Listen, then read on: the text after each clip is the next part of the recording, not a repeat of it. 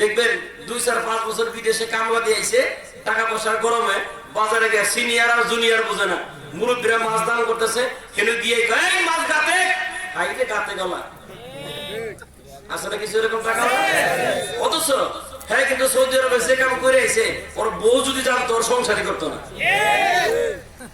আমার গ্রামে দুইটা আছে, এই দুটো দিকে চায়ের দোকানে বইবে গপ্প করতেছে, দুইজনই মানে সৌদি থাকে। ওরা একজন জিজ্ঞাসা করছে, কিরে এত দামি ঘড়ি আপনি করস, এত দামি লুঙ্গি, এত দামি ক্যাপ আর গেঞ্জি ফুটানি করস, কি করস সৌদি কি করস? একটা কয় আমি ওসি লাইনে চাকরি করি। কি লাইনে? না আমি আবার শুনতেছি মানে 5 পাস করে না, ওগুলো ওসি লাইনে চাকরি করে। আবার আরেকটা আছে, তুই কি করস? আমি ডিসি লাইনে। আমার ওই যে হাসি, হাই জীবনে একসাথে লেখাপড়া করলাম, 5 পাস না করে উল্টা পাল্টা করলো জন্য ওর বাবা 6 এর বছর পাঠায় দিল জায়গা, সৌদি আরব কামাই করে খাগা। ও আয়াত ওসি লাইন আর ডিসি লাইন। আমি মনে করছি ও ওসি অফিস আর ডিসি অফিসে চাকরি করে। আমার মাথা চুলকানি শুরু হয়ে গেছে। ওরা চায়ের দোকান করে কেন নেই, ওরা কি কইলো একজন ওসি অফিস আর একজন ডিসি অফিসে চাকরি করে, ওর তো 5 পাস সার্টিফিকেট ওদের নাই। কে হুজুর আমি যে চায়ের দোকান করি ওর সাথে আমিও 1 বছর থাই গিয়েছি। এই ওরা কি করে, যেটা কইছে ওসি লাইনে এটা অফিস ক্লিনার, অফিস সাফ করে। আর যেটা কইছে ডিসি লাইন এটা ড্রেন সাফ করে, ড্রেন। বিদেশে তুমি ওসি লাইন আর ডিসি লাইনে চাকরি করো, আর দেশের ভিতরে মুরব্বীদেরকে অপমান করে মাছ কিনা বাড়ি যাও, মাছ কিনে বেশি দিন খাইবার পারবি না, প্যারালাইসিস হয়ে যাবো। মুরব্বীদের কোনো সম্মান করে না। দেখবেন এরা আইসা টাকার গরমে, কিসের গরমে? টাকার গরমে নিয়ে এখন বিদেশির বউদেরই সবাই মাইন্ড করে না, সবার জন্য বলছি না, 2-1 বেশিরভাগ এরকম আছে, বিদেশিদের বউরা উল্টা পাল্টা বেশি হয়। দেখবেন কাপড় চোপড় সব কিছু বোঝাইয়া পুরানি ব্যাগটা ঘরের ভিতরে না, পরে শ্বশুরের কয় আব্বা আমি তো বাজারে গেলাম। শ্বশুরে চিন্তা করলো কালকে দিল আমরা 10,000 টাকা, আজকে যদি কই বাজারে যাইও না, রেডি তো হয়েই গেছে, না করলেও যাইবো। মুখ পাকা করবো, আচ্ছা যাও তাড়াতাড়ি আয়োজনই বুঝছেন না। এই যে বেটি সকালে গেল, সারাদিন বাজার মেরে সন্ধ্যার আগে বেটি বাজারে, এটা হলো বিদেশির বউ। বাজারে যায় দেখেন দোকান পাটের ভিতরে আমরা সিরিয়াল ধরে, আর বেড়া ওখানে রসে রসে আলাপ করতেছে, ভাই কি করে কামাই কত, কয় টাকা করে পাঠায়, তোলেন কেমনে, অ্যাকাউন্ট কার নামে, এর দুনিয়া সব কইতেছে। আপনাদের এদিকে হয়তো এই ব্যারাম নাই, আমাদের উত্তরবঙ্গে এই ব্যারামটা বেশি আছে। এখন বেড়া তখন বিদেশ থেকে কিছু মাল নিয়ে এসে, মালের গরম তো আছে, গরম আছে না, ওর বউ আমরা মার্কেট করে দেবো লাগবো। আচ্ছা ভালো কথা, কথা টাকা পয়সা থাকবো আমার কাছে, টাকা কাছে কার কাছে? বউ নিচে সব যা যা লাগে আমার রুচি মতো বাজার করে দেওয়া লাগবো। ওর বেড়াকে বউ থেকে থাকে বিদেশে, ওর মতো মন মতো না চললে তো অবস্থা খারাপ। 80-15 দিন থাকে যায় নাকি, ওহন ফুটাই ব্যাগের মধ্যে টাকা 10,000 20,000 যা চাইছে ব্যাগটা স্ত্রী দিয়ে দিছে। ওহন মাছ বাজারে যায়, ওই যে ফুটানি এই মাছটা মনে ভালো চুপ করো, আমার বুদ্ধি আমি দেখতেছি। বেড়ি মাছ দেখছে, দেখে এটা গাতেন, গাতার পরে বেড়ি টাকা কিনে বেড়া স্বামী রেখে মাছ নেও, মাছ নেও। মিথ্যা কথা বললাম? জুতার দোকানে গিয়ে জুতা কিনে জামাই রেখা নেও, নেও আলহামদুলিল্লাহি নাহমাদুহু ওয়া নাস্তাঈনুহু ওয়া নাস্তাগফিরুহু ওয়া নাউযু বিল্লাহি মিন শুরুরি আনফুসিনা ওয়া মিন সাইয়্যাতি আ'মালিনা।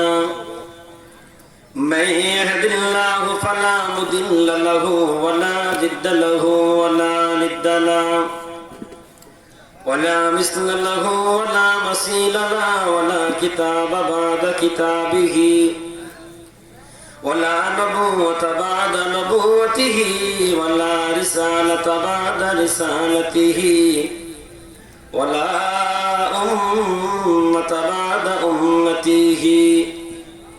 أشهد أن لا إله إلا الله لا إله إلا الله لا خالق إلا الله ولا مالك إلا الله ولا حبيب إلا الله ولا منيب إلا الله ولا مني إلا الله ولا رازق إلا الله. ثم نشهد أن سيدنا وسندنا وملجأنا ومأوانا وأنورنا محمدا عبده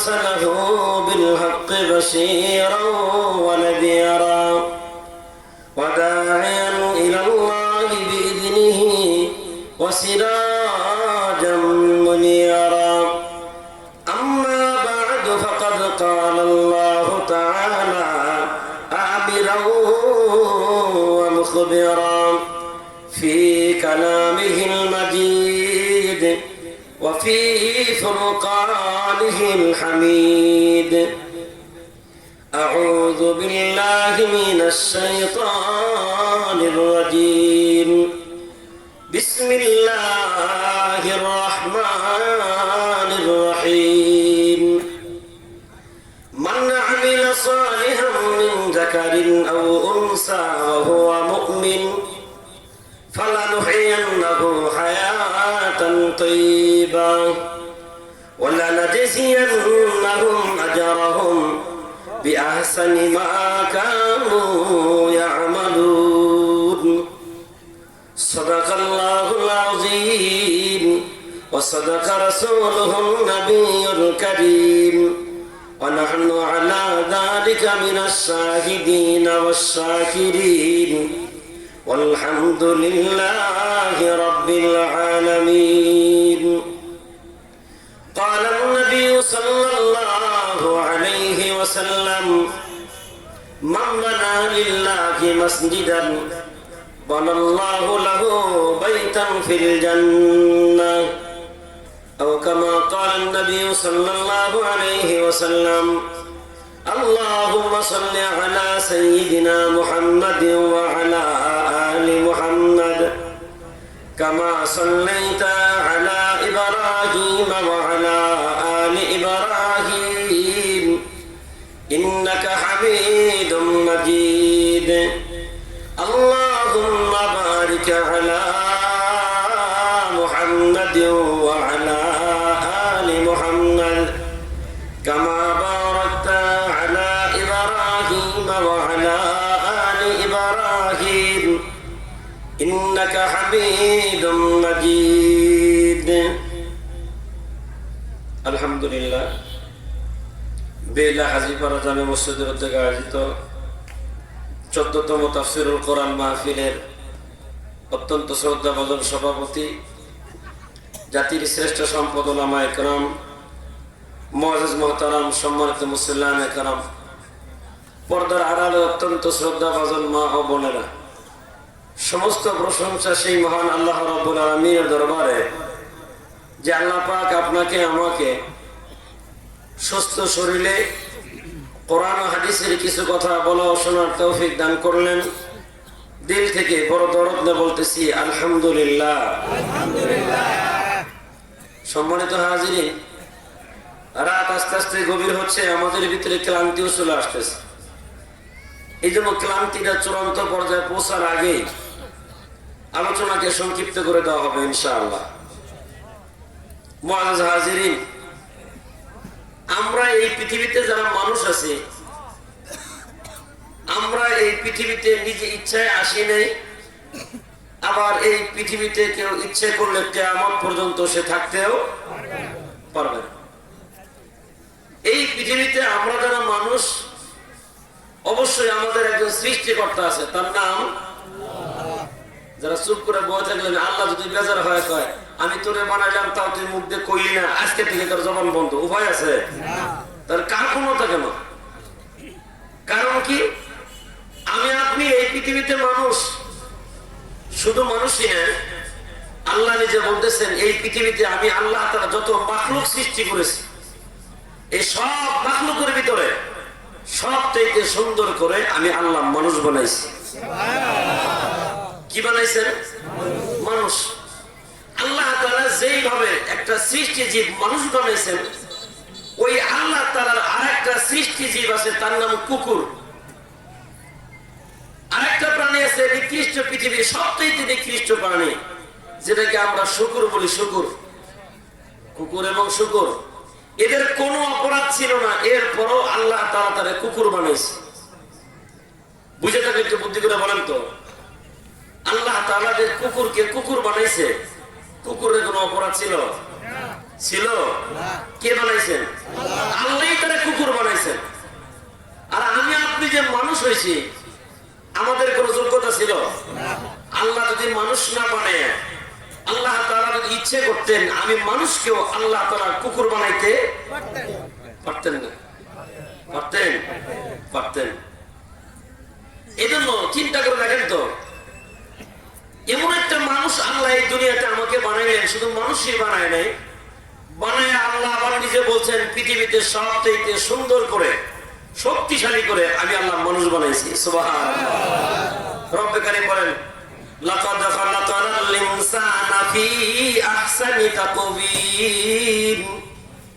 আল্লাহ রাব্বুল আলামিন বলেন অবশ্যই সবচেয়ে শক্তিশালী করে সবচেয়ে সুন্দর করে আমি আল্লাহ তাআলা পৃথিবীতে মানুষ বানাইছি।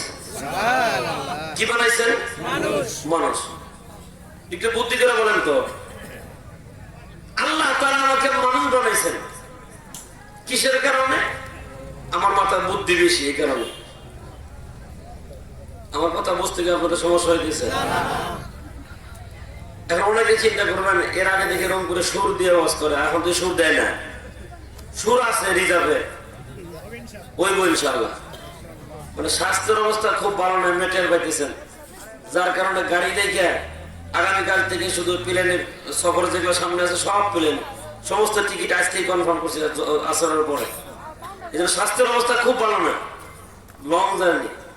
এই জন্য চাইতেছি একটা বিষয়বস্তুর উপর আলোচনা হোক, তবে আপনাদের ধৈর্য এবং আপনাদের সাড়া পাইলে হয়তো আল্লাহ তাআলা আমারও সুস্থ বানিয়ে দিতে পারে। আছে ধৈর্য আছে আপনাদের?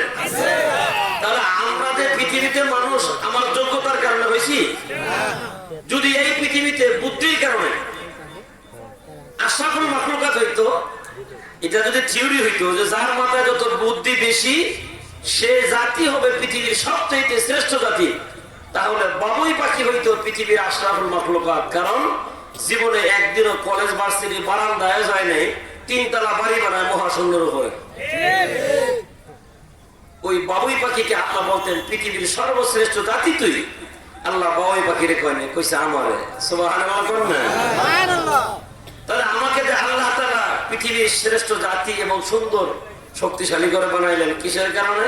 আমি বেশি বেশি খাইতে পারি, এই কারণে। খাবারের দিক থেকে যদি শ্রেষ্ঠত্ব নির্বাচিত করা হতো, যে বেশি খাইতে পারে আশরাফুল মাখলুকাত সে হইতো।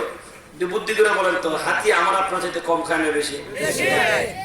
তাহলে তো হাতির আশরাফুল মাখলুকাত হইতো। আল্লাহ হাতিরে কয়নি, বলছে আমি মানুষকে। কিসের কারণে? আমার গায়ে শক্তি বেশি, মারামারি করতে পারি এই জন্য না। শক্তির দিক থেকে যদি শ্রেষ্ঠত্ব নির্বাচিত করা হতো, যার গায়ে শক্তি বেশি আশরাফুল মাখলুকাত সে হবে রয়্যাল বেঙ্গল টাইগার। বা আমার আপনার চাইতে গায়ে শক্তি কম না বেশি? বেশি। তাহলে আল্লাহ তো কইতো বাঘ তুই আশরাফুল মাখলুকাত, তোর শক্তি বেশি। কিন্তু আল্লাহ কয়নি, বলছে কারে? মানুষ। মানুষ কথা বলে কারে? কোন মানুষকে বললো? যে টাইমে মানুষটার জন্ম হইল, ওই মানুষের জন্মের একই টাইমে যদি একটা মুরগির ডিম থেকে যদি একটা মুরগির বাচ্চা বের হয়, যে মানুষটার জন্ম নিল ওই মানুষের আগে মুরগির বাচ্চা নিজের খাবার নিজে খাইতে পারে। তাহলে বেড়াগিরি তো মুরগির বাচ্চার ভিতরে বেশি। তোমার আগে এসে খাবার খাইতে পারে, তোমার আগে এসে হাঁটা শিখতে পারে। শুনতেছেন আমার কথা? আরেকটু শুনে আসেন, যে টাইমে মানুষটার জন্ম হইল ঠিক ওই একই টাইমের ভিতরে যদি হাঁসের ডিম থেকে একটা হাঁসের বাচ্চা বের হয়, 45 মিনিটের ব্যবধানে পানিতে দিলেই সে সাঁতার কাটে। আর আমি আপনি মানুষ, আমাদের সাঁতার কাটতে সময় লাগে 12 থেকে 14 বছর। তাহলে আমার চাইতে যোগ্যতা হাঁসের বেশি। কথা কেন? কার বেশি? এই জন্য আফসুস করে একজন কবি বলতেছেন, মর্গা আজবাইজা বিরো আয়াদরু সিতলাবাদ আদমি সাদানাদার দখরাদো আকুলাত মিস আবগিনা হামাদা ইয়াবিয়াজাবে মহলাস ওই বাতাব কিন ফদিলাত বাগুজাস আজহামাচিস। ও মানুষ, বেড়াগিরি করো কিনিয়া? তোমার আগে মুরগির বাচ্চা খাইতে পারে, তোমার আগে হাঁসের বাচ্চা সাঁতার কাটে। কিন্তু মজার ব্যাপার হইলো দিন যায় বছর যায়, আল্লাহ তাআলা তোমার আগে যে হাঁস মুরগি সাঁতার কাটে খাবার শেখে ওদের দাম কমায়া আল্লাহ তাআলা তার নিজের দয়ায় তোমাকে মানুষ বানায় তোমার দাম বাড়ায় দেয়। তাহলে এই শেষ কথার দ্বারা আমরা বুঝলাম আমরা যে দামি আমরা হইনি, আমার আল্লাহ আমারা বানাইছেন দামি করে। আমি আমার যোগ্যতা দিয়ে সুন্দর হইনি, আমার আল্লাহ আমার যোগ্যতা দিয়া আল্লাহর পক্ষ থেকে আমাকে সুন্দর বানাই দিয়েছে। এই জন্য বাংলা একজন কবি বলেন, 500 বারে মজা লাগে না, মজা হলো তারা চলে, চেহারা দেখে মন ভরে না, মন ভরে তার গুণে। চেহারা দেখে মন ভরে না গুণে বুঝবেন কেমনে? বাড়িতে সুন্দরী একটা বউ আছে, কেমন সুন্দরী? হাজারে একটা বুঝেন, মানে যেটা রাস্তা দিয়ে গেলে ইটিমের মতো মানুষ তাকায় থাকে। কথা বুঝেন না? বুঝি। আবার দেখবেন সিস্টেম ওরকম আল্লাহর পক্ষ থেকে এটা হয়েছে, বেড়ে যদি সুন্দরী হয় বেড়ে জামাই হয় কালো, মানে কালো বেড়া সুন্দরী বউ। আবার বেড়ে চেহারা যদি কালো হয় মাশাআল্লাহ আল্লাহ কপালে দিয়ে দিচ্ছে সুন্দর জামাই। এটা কে করে? আল্লাহ। আর আমরা যুবক সুন্দরী একটা মেয়ে যদি কালো ছেলের লোকে দেখি চায়ের দোকানে কেরাম খাওয়া বাদ দেখা দোস্ত এটা হইলো, মানে হ্যাঁ মাই নিবার পারতেছে না কালো বেড়া সুন্দর বউ। বুঝতেছেন আমার কথা? মনে করেন এরকম সুন্দরী বউ একজনে পাইছে, খুব সুন্দরী, হাজারে কয়টা? একটা। আমার বাড়িতে যাওয়ার পরে সুন্দরী বউরে বিয়ে করে আনছে, তো 2-4-5 মাস সংসার করার পরে ওই সুন্দরী বউরে কইছে যে আমার এক গ্লাস ঠান্ডা পানি দাও তো। তখন সুন্দরী বউ কয়ে বলেছে, তোমার হাতে কি নুলার বাতাস লাগছে, কি বলছে খাও। এখন এই বউয়ের চেহারা দেখে তার চোখ জোড়াবে কিন্তু মন জোড়াবে না। পক্ষান্তরে আরেকটা মেয়ে চেহারা কালো, স্বামী বলছে আমার 1 গ্লাস পানি দাও।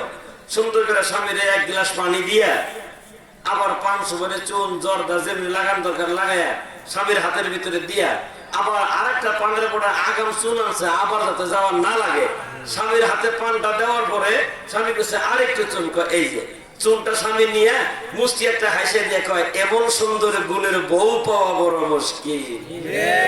তাহলে এই বউ দেখে যদিও তার চোখ জোড়ায় না কিন্তু তার মন, এটা বাংলা কবি খুব খুশি মনে সে কইতেছে, 500 বারে মজা লাগে না, মজা হলো তারা চলে, চেহারা দেখে মন ভরে না, গুণ হলো তার গুণে, মন ভরে তার গুণে। এই জন্য আল্লাহ তাআলা তার নিজের যোগ্যতা দিয়া মানুষের ভিতরে এমন কিছু গুণ দিলেন যে গুণের কারণে আল্লাহ তাআলা এই পৃথিবীতে মানুষকে শ্রেষ্ঠত্ব দান করে দিলেন।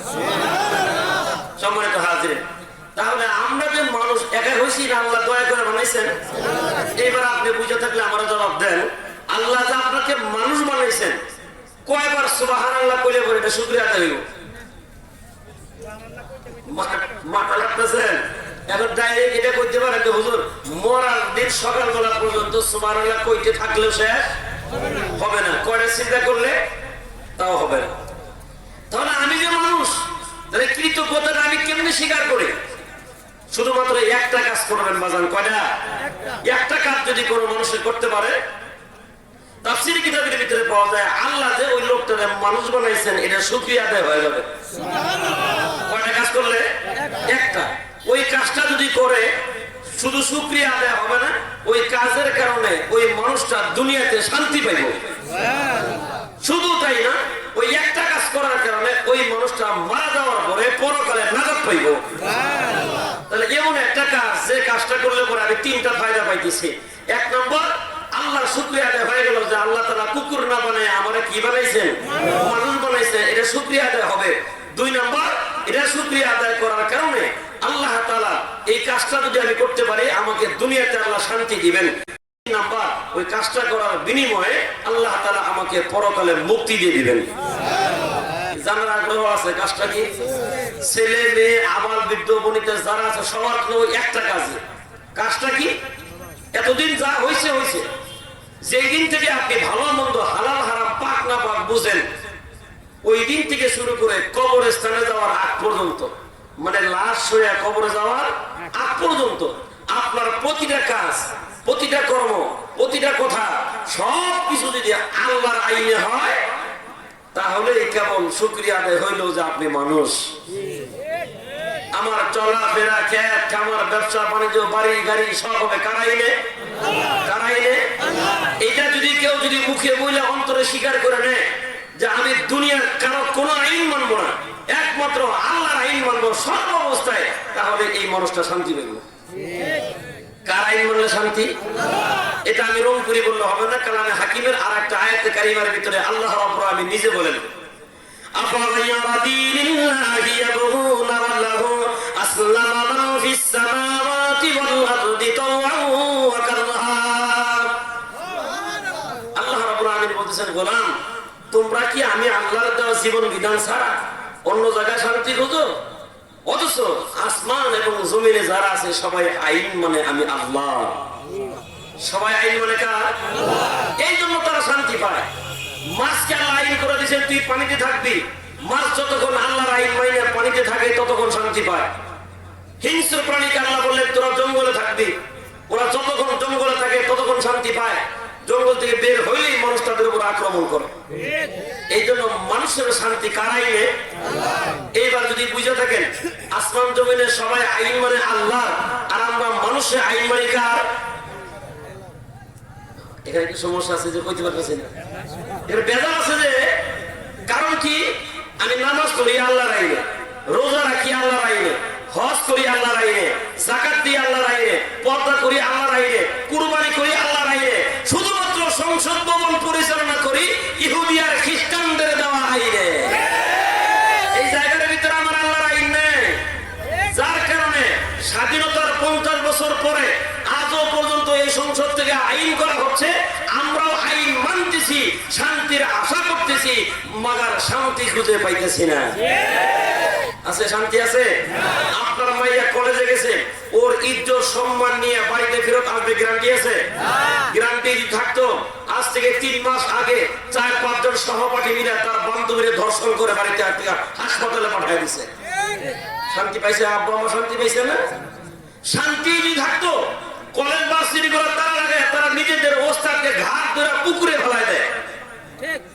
দেখেন এরকম পত্রিকা দেখেন না আপনারা, স্যার কই ফেলাই দিছে? পুকুরে ফেলাই দিছে। তাহলে বোঝা গেল আমরা সংসদ ভবন থেকেও আল্লাহর আইন আনতে পারতেছি না, না পারার কারণে শান্তি খুঁজতেছি কিন্তু খুঁজে পাওয়া যাচ্ছে না।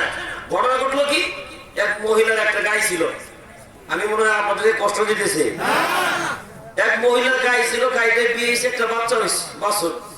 বেড়ে খুব খুশি, সামনে রমজান মাস, খুব মজা করে দুধ খাওয়া দিব, ঈদের সামনে পানি মিশিয়ে দুধ বিছুন দেব। দুধের মধ্যে কি মিশায়? নাকি আপনাদের এই যে কি কয় সাগর দিঘি না টাঙ্গাইলে যে সাগর দিঘি, তারা দুধের মধ্যে পানি মিশায়। সাগর দিঘির মানুষ কি পানির মধ্যে দুধ মিশায়? হ্যাঁ হ্যাঁ, যদিও কথা 2 রকমের, কাজ কটা একটাই। পকেটে টাকা নাই, করোনার কারণে দোকান বন্ধ, পোলা বান্ধায় কইছে বাবারে টাকা পয়সা নাই, কামাই রুজি বন্ধ, তোরা 2টা মাস তোর নানার বাড়ি থেকে আয়। বউরে কইছে তুই তোর বাপের বাড়ি যা, আমি আমার শ্বশুর বাড়ি যাই। কথা 3 রকমের, বাড়ি কটা একটাই। দুধের মধ্যে পানি দেওয়া যা, পানির মধ্যে দুধ দেওয়া তাই। আমার বেড়ে খুব খুশি, গাভীর বাছুর হয়েছে, সামনে রমজান মাস। হঠাৎ করে দেখা গেল আসরের নামাজের পরে বাছুরের দুধ টানতেছে না। বেড়ে মাথায় দেয়, আল্লাহ আমার বাছুরের কি হইল? মহিলা মানুষ তো কয় আল্লাহ আমার বাছুরের কি হইল? কিছুক্ষণ পরে আর আমার বাছুরের না কয়, ডাইরেক্ট কয় আল্লাহ কি হইল, আল্লাহ কি হইল। আল্লাহ বলে কি হয়ে গেছে, মানে বেড়ে আবেগে কয়ে ফেলাইতেছে। এই মোবাইল করেই তাড়াতাড়ি আন, মোবাইল আছে। বড় বড়রা ফোন দিছে, বাজান দোকান পরে কর বাবা, তাড়াতাড়ি আয়, বাছুরের দুধ খায় না। অন পোলাকে ঠিক আছে আম্মা তুমি থাকো, আমি আইতেছি। আমার স্বামীরে ফোন দিছে, তাড়াতাড়ি আসো, বাছুরে দুধ খায় না। এরা বাপ বেড়া আইসে বাড়ি, আসার পর কি হয়েছে সিলাইলে দেখো যায়, দেখ বাছুরে দুধ খায় না, তোরা খাবি কি? আচ্ছা চলো তো দেখি, বাতি জ্বালাও। বাতি জ্বালা দেখে এই বেবি বারে বারে বাছুর নিয়ে গায়ের তলে না দিয়ে খালি বলদের তলে ফেলে দেয়। কার তলে দেয়? আচ্ছা বলদের যেটা আছে এটা কি চোষার জিনিস? সারাদিন চুষলে কিছু বাইরেইব। স্বাধীনতার 50 বছর পর্যন্ত আমাদের ওখানে ঘাট ধরে কয় আইনে মান, আবার কাইনে মান, খালি কাইনে মান, আর আমরা কোরআন হাদিসের বাতি জ্বালা দেখি এটা কাই না, এটা কি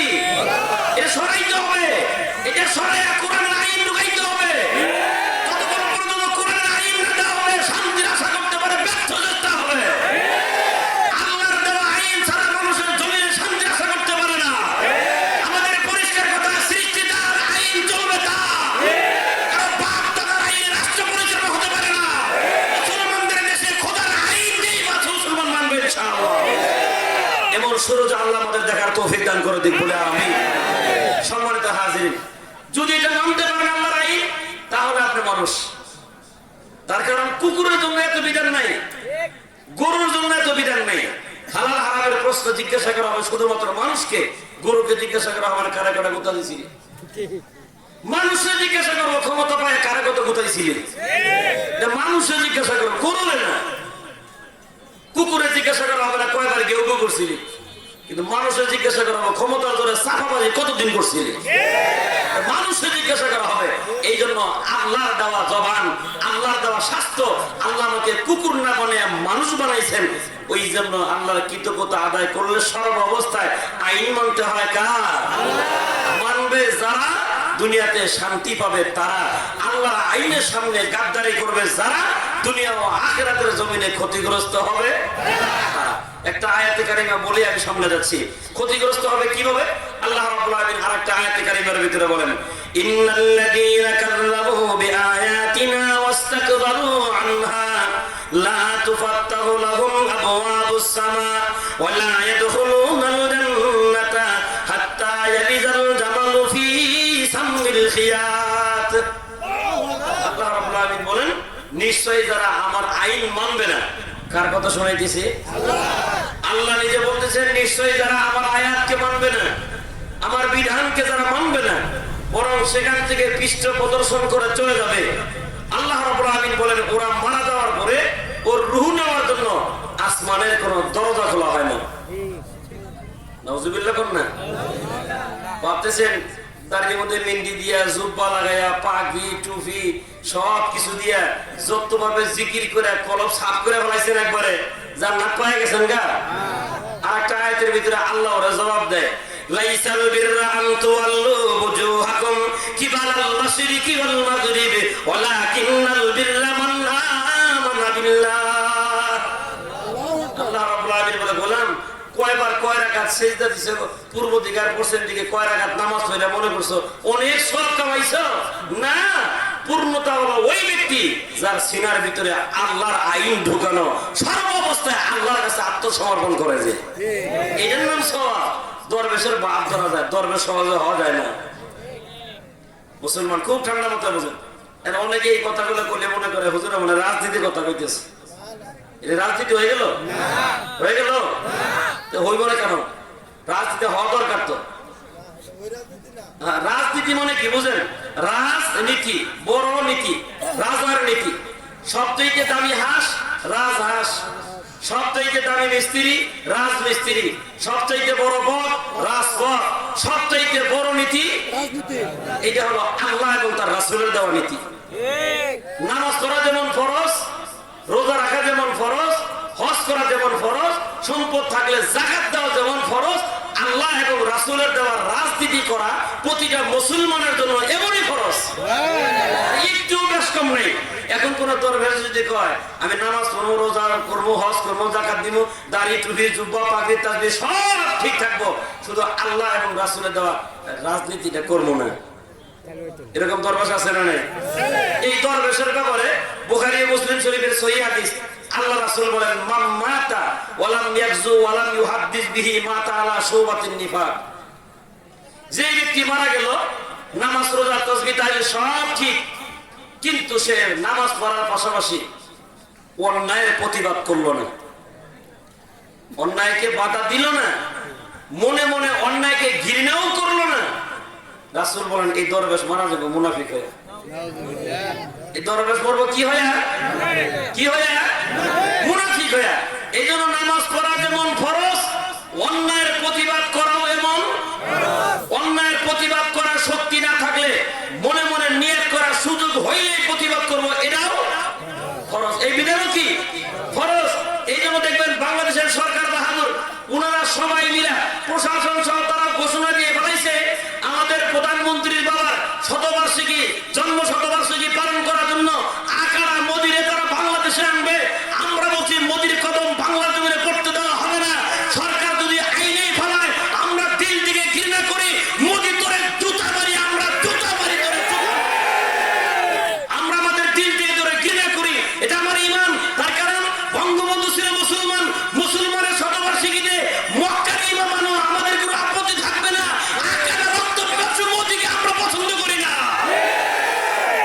এটা আমাদের ইমানের দাবি। যদি কেউ মনে মনে এই আকার ঘৃণা না করেন, ওইটারও বর্তমান ইমান নেই। কারণ এটা রক্ত পিপাসু, এটা গুজরাটের কসাই, মুসলমানদের রক্ত খাইতে খাইতে ওর চোখ লাল হয়ে গেছে। এরপরও আমরা বুঝি না। আল্লাহ তাআলা যেন আমাদের বোঝার তৌফিক দান করেন। তাহলে আমরা এখন পর্যন্ত রাজপথে আছি বাধা দেওয়ার জন্য। যদি সরকার বলে প্রশাসনদের ঠেকানো হবে, তখন তো আমাদের পিছনে বাতি নিবাইলে সব শেষ। ভুলে গেছেন গা? বাতি নিবাইলে সব শেষ। সকালে পানিতে ধুয়ে ফেলা একবারে, চিহ্ন থাকবো না। এটা আমরাও এখন সচেতন হয়ে গেছি। কারো লগে টক করে দিয়ে, যেহেতু আমাদের ওই যোগ্যতা নাই, তখন আমরা পরবর্তী অবলম্বন করবো। সেটা রাসূল বলেন, অন্তর দিয়ে তাকে ঘৃণা করো, ঘৃণা করো। এটা তো পারবো তো, এটা পারবো তো নাকি? এটাও পারবেন না? পারবেন এই যে বাস, এটা ইমানই দেখতে বলবো। বাকি কথা সামনে সুযোগ হলে ইনশাআল্লাহ। মুআজ্জাজ হাজিরিন, খুতবা ও দুরূদ শরীফের ছোট্ট একটা আয়াতে কারিমা আপনাদের মধ্যে তেলাওয়াত করেছি। ছোট্ট একটা আয়াত, অল্প সময় এই আয়াতের উপর আলোচনা হবে ইনশাআল্লাহ। যেহেতু পোস্টারের ভিতরে আপনারা তাফসীরুল কোরআন লিখছেন, আমিও চেষ্টা করতেছি কোরআন হাদিস থেকে এই বিষয়বস্তুর উপর আলোচনা করার জন্য। আল্লাহ তাআলা যেন তৌফিক দান করেন, আমরা সবাই শুনে যেন আমল করতে পারি। সবাই বলে আমিন। সম্মানিত হাজির, আল্লাহ রাব্বুল আলামিন আমার তেলাওয়াতকৃত আয়াতের ভিতরে বলেন, মান আমিলা সালিহাম মিন যাকারিন আও উনসা ওয়া হুয়া মুমিন ফালানুহিয়ান্নাহু হায়াতান তাইয়্যিবা। আল্লাহ রাব্বুল আলামিন বলেন, নিশ্চয়ই দুনিয়াতে যে নারী এবং পুরুষ ঈমান আনার পরে নেক আমল করবে। কি আমল করবে? ঈমান আনার পরে নেক আমল করবে। তার ঈমান যদি সুন্দর হয়, 2 নাম্বার তার ছোট্ট ছোট্ট আমল যদি সুন্দর হয়, আল্লাহ নিজে বলতেছেন, তোর ঈমান আর তোর ওই আমলের কারণে আমি আল্লাহ তাআলা তোর দুনিয়াতেই পবিত্র হায়াত দান করে দেব। আল্লাহ তাআলা দুনিয়াতে কি দিবেন? দুনিয়াতে পবিত্র হায়াত, পবিত্র হায়াত। এরপরে আল্লাহ বলতেছেন, ওয়ালা নাজিয়ান্নাহুম আজরাহুম, তার প্রতিদানকে, তার আমলকে আমি আল্লাহ সুন্দর করে সাজায়া হাসরের ময়দানে তারে বদলা দিয়ে দেব। সুবহানাল্লাহ। দুইটা জিনিস থাকলে, 1 নাম্বার ঈমান, 2 নাম্বার কথা বলেন নেক আমল। নেক আমল খালি আমল না, নেক আমল না। তাহলে 1 নাম্বার ঈমান, 2 নাম্বার নেক আমল। এখন ঈমান আনার পরে যারা নেক আমল করবে, আল্লাহ তাআলা খুশির সংবাদ শোনাচ্ছেন, ফালা নুহিয়ান্নাহু হায়াতান তাইয়্যিবা, তাদেরকে আমি পবিত্র হায়াত দান করব। এই হায়াতান তাইয়্যিবা এর ব্যাখ্যায় 2টা হাদিস আছে। 1 নম্বর হাদিস, রাইসুল মুফাসসিরিন, মুফাসসিরদের সরদার আব্দুল্লাহ ইবনে আব্বাস রাদিয়াল্লাহু তাআলা আনহু বলেন যে, দুনিয়াতে কারো ঈমান যদি সুন্দর হয়, ঈমানের পরে তার আমল যদি সুন্দর হয়, আল্লাহ তাআলা তাদের পবিত্র হায়াত দান করবেন। পবিত্র হায়াতের একটা ব্যাখ্যা রাইসুল মুফাসসিরিন বলেন, ঈমান আর আমল সুন্দর হলে ওই বান্দার রিজিক নিয়ে কোনো টেনশন করা লাগবে না। ওই বান্দার রিজিকের ফয়সালা হবে আসমানের মালিকের পক্ষ থেকে। মুসলমান গভীর মনোযোগ। রাইসুল মুফাসসিরিন আব্দুল্লাহ ইবনে আব্বাস রাদিয়াল্লাহু তাআলা আনহু বলেন, যদি বান্দার ঈমান যদি সুন্দর হয়, ঈমান আনার পরে বান্দার আমল যদি বড় সুন্দর হয়, যদিও আমলটা বড় ছোট হয়, ঈমান আর আমল সুন্দর হওয়ার কারণে আল্লাহর বান্দা দুনিয়াতে যতদিন বেঁচে থাকবে, আল্লাহ রাব্বুল আলামিন তার রিজিকের ফয়সালা করে দিবেন। সুবহানাল্লাহ। তাহলে ফালানুহিয়ান্নাহু হায়াতান তাইয়্যিবা এর একটা ব্যাখ্যা হলো আয় রিজকান হালালান তাইয়্যিবা। ঈমান আর আমল সুন্দর হলে ওই মানুষকে আল্লাহ তাআলা পবিত্র রিজিক আসমান থেকে ফয়সালা করে দিবেন। সুবহানাল্লাহ। কয়টা গুণ থাকলে? 1 নম্বর বিড়ি খাওয়া, 2 নম্বর মানে জর্দা দিয়ে পান খাওয়া। এই তো নাকি 2 গুণই না? এই 2টা তো আমাদের ভিতরে আছে। আর মা পিলায় খালি কইবো, হুজুর একটু পর্দার একটু ওয়াজ করেন। কিসের ওয়াজ করেন? পর্দার একটু ওয়াজ করেন। আমাদের ইউটিউবে তো ফোন নাম্বার দেওয়া আছে। আর এক বেরিয়ে আমরা বলছি পর্দার ওয়াজ করে খালি নামছি, ওয়াজ তো খুব জমায়েত করে গেলেন। আপনার তো খালি আমাদের পক্ষে কিছুই করলেন না, খালি করতে মহব্বতের ওয়াজ করবো স্বামীরে, বিড়ি খেয়ে ল্যাব শুদ্ধা গন্ধ বানায় বলেছে। খালি আমাদের ওয়াজ নাই, খালি বেড়ার ওয়াজ করেন, হ্যাঁ পাও ধুয়ে দাও, মুখ ধুয়ে দাও। হ্যাঁ নিজেই তো ভালো হয় না, সাত পুড়তে পুড়তে একেবারে চাউল ঝরা যাবে। কি খাইছে? এই জন্য কইলাম আর কি দুইটা, এই দুইটা না, ঈমান আর নেক আমল, এই দুইটা থাকলে আব্দুল্লাহ ইবনে আব্বাস বলেন ওই বান্দার রিজিক নিয়ে টেনশন করা লাগবে না। এই আয়াতের পক্ষে উনি আরেকটা হাদিস আনছেন, একটু লাম বছর হলে কি আপনাদের কষ্ট হইব? ধৈর্য থাকবো তো ইনশাআল্লাহ। আব্দুল্লাহ ইবনে আব্বাস বলেন রাসূলের মেয়ে ফাতেমা রাদিয়াল্লাহু তাআলা আনহা 3 দিন ধরে বাড়ির খাবার নাই। কয়দিন? 3 দিন ধরে খাবার নাই, 3 দিন। আলী রাদিয়াল্লাহু তাআলা খাবার সংগ্রহ করতে পারেন না। ফাতেমা রাদিয়াল্লাহু তাআলা আনহা ডাক দিলেন, ফাতেমা আমার কাছে বসে একটু পরামর্শ দাও, কি করা যায়? ফাতেমা রাদিয়াল্লাহু তাআলা আনহা বললেন, আসলে বসে একটু পরামর্শ করি, একটু বুদ্ধি। আল্লাহ রাব্বুল আলামিন জিবরাইলকে ডাক দিয়ে কয়, ওই যে তাকায় দেখ জান্নাতি মানুষ বাজারে যাইতেছে কম্বলের টুকরা নিয়ে। দুনিয়ার সাধারণ কোন মানুষ যদি এই কম্বলের টুকরাটা কিনে নেয় তাহলে তো আলীর সম্মানে তো পারলো না। জিবরাইল তুই যা আলীর সম্মানার্থে যে কয় টাকা দাম চায় ওই কয় টাকা দাম দিয়া আলীর কাছ থেকে কম্বলের টুকরা তুই জিবরাইলে কিনে নে। জিবরাইল হাজির হয়ে গেলেন জমিনে। হযরত আলী রাদিয়াল্লাহু তাআলা বাজারে বসে আছেন। জিবরাইল সালাম দেওয়ার পরে বলে, ভাইজান কম্বলের টুকরা বড় অনেক সুন্দর, এটাকে বেচবেন? কয় দিরহাম? আলী রাদিয়াল্লাহু তাআলা বলে 6 দিরহাম লাগবে। কয় দিরহাম? 6 দিরহাম। জিবরাইল একটু কমায় দেই, কয় না দাও যাবে না, মানে বাড়িতে পরামর্শ করে আসে কয় দিরহাম হইব। অনেক মুরব্বী চাচারাও দেখবেন একটা লাউ যদি বাজারে বেচে, জিজ্ঞাসা করছি চাচা লাউ কত? 30 টাকা লাগবো। কাকু 20 টাকা দেই, মাথা চুলকায় কেন? আরে বাবা বেজাল আছে, মানে খাদ্যমন্ত্রী কইছে 30 টাকা হইব। খাদ্যমন্ত্রী চিনছেন তো? আবার আমাদের টাঙ্গারের আবার বলা না, এটা আপনার আসল খাদ্যমন্ত্রী, বুঝছেন? বুঝছেন? হ্যাঁ কয়ে দিছে 30 টাকা হইব। আপনি যে 20 টাকা করছেন চাচা কিন্তু দিবার চায় না, যে পরামর্শ করছি একরকম, তুমি কইতেছ আরেক রকম।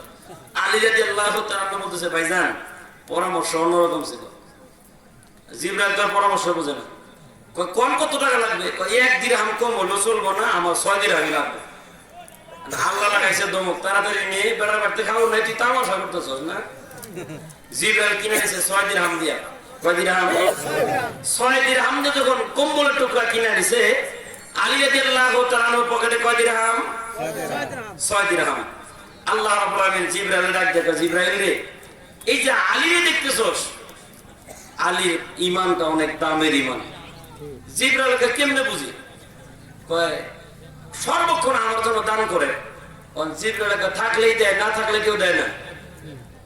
আল্লাহকে এটা কি শোনাইলি? পরীক্ষা করতে চাস? তুই যাই হাত পা আলীর সামনে যায়, আমার পেটে 3 দিনে ক্ষুধা, আমার 6টা দিরহাম দাও। জিবরাইল ভিক্ষুক হইয়া আলীর সামনে হাত পাচ্ছে, ভাই আলী 3টা দিন ধরে কিচ্ছু খাই না ভাই, আমারে তুমি 6টা দিরহাম দাও। আলী রাদিয়াল্লাহু তাআলা চোখ বড় বড় করছে। 3 দিন ধরে তো আমার পুরো বাড়িতে ছোট্ট ছোট 2 পোলা না খাওয়া পড়া, আমার বউ না খাওয়া, আর তুমি একটু আগে কম্বল বেচে 6 দিরহাম দেখছো, আর এই 6 দিরহাম চাই বুঝছো না? চোখ খারাপ। ওহন জিবরাইল আকাশের দিকে তাকাইছে, আল্লাহ দিল না তো? কইলাম যে দেয় না। এবার আল্লাহ কইতেছে, তোরে যে দিব তুই কি আমার নাম কয়ে চাইছস? তা কিন্তু সুবহানাল্লাহ কইতে পারেন নাই। জিবরাইল কেমনে জানো? আমার হাত পাত্রি এইবার 6 দিরহাম চাইছ না, সুবহ সুবহ কাছে গিয়ে বল, পেটে ক্ষুধা, আমারে কিছু দাও আল্লাহরে খুশি করার জন্য। সুবহানাল্লাহ বলনা, কারে খুশি করার জন্য? আল্লাহরে খুশি করার জন্য আমারে কিছু দাও। এইবার সুরত পাল্টাইয়া আলী রাদিয়াল্লাহু তাআলার সামনে এসে হাত কান পাইতে দিয়ে কয়, ভাই পেটে ক্ষুধা, আল্লাহর ওয়াস্তে আল্লাহর জন্য আমারে কিছু দাও, আল্লাহ তোমারে দিব। এইটা বলা মাত্রই আলী রাদিয়াল্লাহু তাআলা বলে, মেয়ে দাঁড়াও। থমকে দাঁড়ায় গেলেন। একটু আগে একজন ভিক্ষুক আমার কাছে 6 দিরহাম চাইলো, তার একটাও দেই নেই, সে আমার আল্লাহর নাম নেয় নেই। তুমি আমার আল্লাহর নাম নিয়ে চাইতেছো, যেহেতু তোমার চাওয়ার ভিতরে আমার আল্লাহর নাম আছে। এ ভিক্ষুক ভালো করে শুনে রাখ, তুই আমার কাছে কিছু চাইছস, এই মুহূর্তের ভিতরে আমি আলীর পকেটে 6টা দিরহাম আছে, আমি তোরে কিছু না, আমার আল্লাহর ভালোবাসা পাওয়ার জন্য গোটা 6টা দিরহাম তোরে দান করে দিলাম। কলবে মুমিন হেরমে খানা দখলে গাইরে সুদ হারাম, একে জনরা বদ সৌহর আখদে দাদান কাইরাওয়াস। একটা মেয়েকে একবার বিবাহ দেওয়ার পর যেমন আবার বিবাহ দেওয়া যায় না, যায় না। হুজুর বিবাহ দিব কেমনে? থুই তো জায়গা যায় না, না গেলে পরে ক্রিকেটার নাসির আর একবার 11 বছর বড় হলো মনে করছেন আমরা ফিটার খাই না, আমরা সব বুঝি। ফিটার খাওয়া হুজুর সব মরে গেছে গা, তখন যা আছে সব ডিজিটাল হুজুর, কোন টেনশনে সব খবর রাখি। আবার কিরকম নির্লজ্জ, কেমন বেহায়া। সাংবাদিক জিজ্ঞাসা করে আপনাদের সম্পর্ক কতদিনে?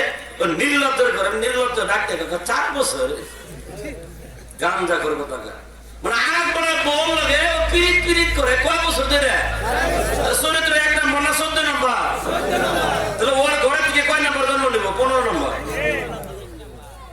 বুঝেন না কথা? মুসলমান গভীর মনোযোগ। হযরত আলী রাদিয়াল্লাহু তাআলা গোটা 6টা দিরহাম তারে দিয়ে দিলেন। কারণ কি? আলী রাদিয়াল্লাহু তাআলা গোটা অন্তরটা আল্লাহর জন্য দেওয়া না, যেই মাত্র বলছে আল্লাহর জন্য দাও, গোটা 6টা দিরহাম দিয়া আলী রাদিয়াল্লাহু তাআলা নিচে ঝিমে গেলেন। মনে মনে চিন্তা করলেন, আল্লাহর জন্য 6টা দিরহাম দিয়ে দিলাম, আমার বাড়িতে 3 দিন ধরে খাবার নেই, আজকে বাড়িতে কি খাইব? জিম্মারে বসে বললেন, জিবরাইল ডাকে, আল্লাহ বুঝে ফেলেছি তোমার আলী বড় পাক্কা ঈমানদার।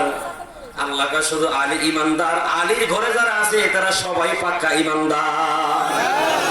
জিবরাইল কয়, এখন কি করব? সম্পদ তো নিছি, বাড়ি 3 দিন ধরে খাওন নাই, তাহলে আমি ঘুরে দেই। এইবার আল্লাহ রাব্বুল আলামিন বলেন, আমার আলী তো আমার সাথে ব্যবসা করেছি, তুই ঘুরে দিয়ে তো 6 দিরহাম দিবি। আমার আলী জমিদার হয়ে তোরে দান করেছে, তুই ভিক্ষুক হয়ে নিছস। জিবরাইল কে তাহলে কেমনে দিব? ও পদ্ধতি আমি শিখিয়ে দিই। দেন জান্নাত থেকে একটা ঘোড়া নিয়ে যা। সুবহানাল্লাহ। জান্নাতের ঘোড়া, জান্নাতের লাগাম লাগায় বাজারে যায় বেচে আলী কিনে নিব। এবার সুন্দর করে জান্নাতের একটা ঘোড়া, জান্নাতের লাগাম লাগায়া আলী রাদিয়াল্লাহু তাআলার সামনে ওই জিবরাইলের ঘোড়া ধরে বই রইছে। জান্নাতের ঘোড়া এমনি তো ভালো দেখলে মজা লাগে না? জান্নাতের ঘোড়া আরো সুন্দর। জিবরাইল বসে রইছে, আলী রাদিয়াল্লাহু তাআলার সামনে আইছেন। আসার পরে ঘোড়ার দিকে তাকায় আছে, অপলক দৃষ্টিতে তাকাচ্ছে। জিবরাইল কয়, কি আলী, ঘোড়ার দিকে যে এমনি তাকাইছে, মনে হয় ঘোড়া তোমার পছন্দ হইছে? জিবরাইল এই কথা বলার পরে আলী রাদিয়াল্লাহু তাআলা বলে, এইটা দেখলে আবার কার পছন্দ না হয়? যার না হইব হ্যাঁ চোখের দোষ। মানে এটা যার পছন্দ না হইব তার চোখের দোষ। আমার বেশি পছন্দ হয়েছে ভাই, পছন্দ হয়েছে কিনে নেও। আলী রাদিয়াল্লাহু তাআলা কয়, ভাই খুব পছন্দ, কিন্তু মাল নাই। জিবরাইল মুস্কি মুস্কি হাসে, মাল তো থাকবো, মাল তো আমার পকেটে। হ্যাঁ, জিবরাইল কয়, নেন। কয়, ভাই টাকা নাই তো। এবার আবার জিবরাইল কয়, বাকিতে দিব, বাকি নিয়ে যান। এবার থমকে দাঁড়ায় কয়, কি কইলা? কয়, বাকি। এরকম কলার লারে কয়, আলী বাকি কাম করে না। সুবহানাল্লাহ।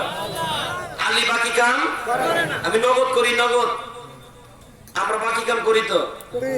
আলী রাদিয়াল্লাহু তাআলা বলতেছে, এটা মুমিনের চরিত্র, মুমিন কোনোদিন বাকি কাম করে না।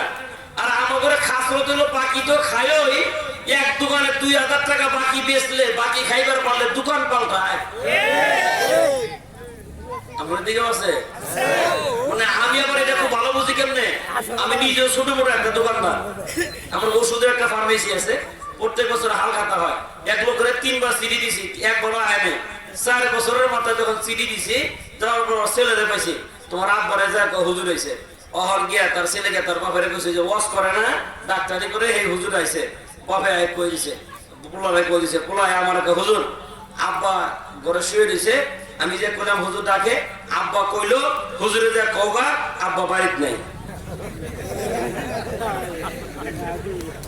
কিরকম বুঝেন? হুজুরে যা কওগা, আব্বা বাড়িতে নাই।